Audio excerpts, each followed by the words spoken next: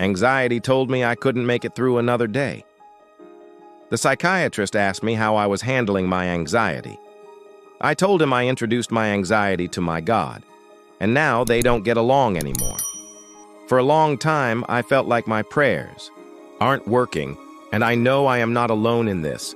What if I told you you have been praying backwards this whole time? Let me explain. Some time back, I was drowning with problems, lost my job, financial struggles, and all sorts of issues. Every night I'd pray the same prayer.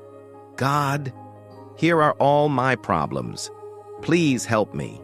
And every morning, those problems were still there waiting for me. I was exhausted, defeated, ready to give up on prayer altogether, until one morning I stumbled across Psalm chapter 46, verse 1. God is our refuge and strength, an ever-present help in trouble. And something clicked.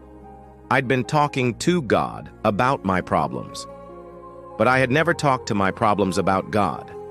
There's a fundamental difference. The more you focus on your God, the smaller your problems become.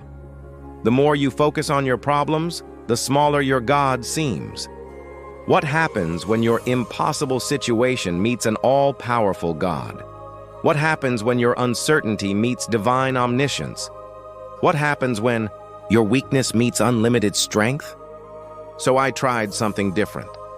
Each morning, instead of listing my problems to God, I started listing God's character to my problems.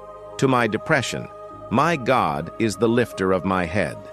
Psalm 3:3. To my crippling anxiety, my God has not given me a spirit of fear, but of power, love, and sound mind. 2 Timothy 1:7.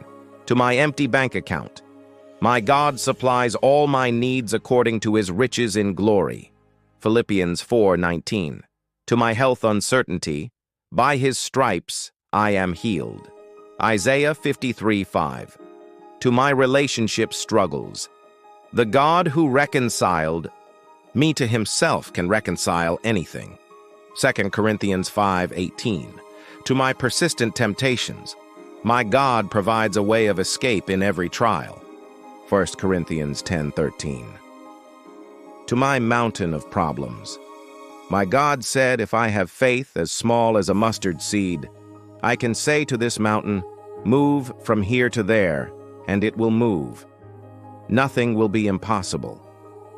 Matthew 17:20. Did my problems disappear overnight? No. But something more important happened. I changed. My faith grew. I felt a heavy load lifted off me. My perspective shifted. I believe and have faith that all will be well.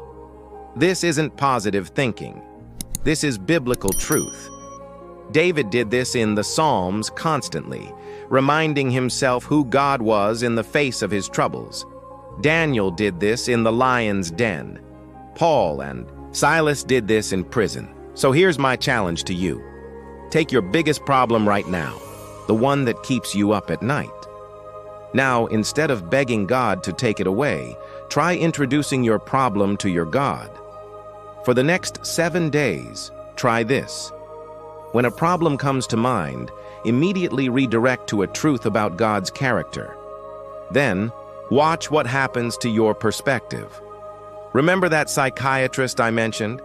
2 sessions later, he asked what changed. I told him, nothing changed and everything changed.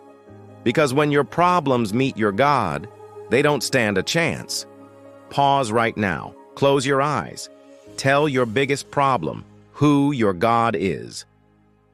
If you feel this message, I will ask you to do 3 things. 1. I want to encourage you to write down the Bible verses I mentioned earlier. These characteristics of God that address your specific problems. Write them on sticky notes and stick them on your mirror, your fridge, your car dashboard, or set them as reminders or lock screens on your phone. When Scripture becomes visible in our daily lives, it becomes accessible in our moments of need. Let these written reminders be the bridge between your problems and your God. 2. Drop peace in the comments if you're going to try this prayer approach. And 3.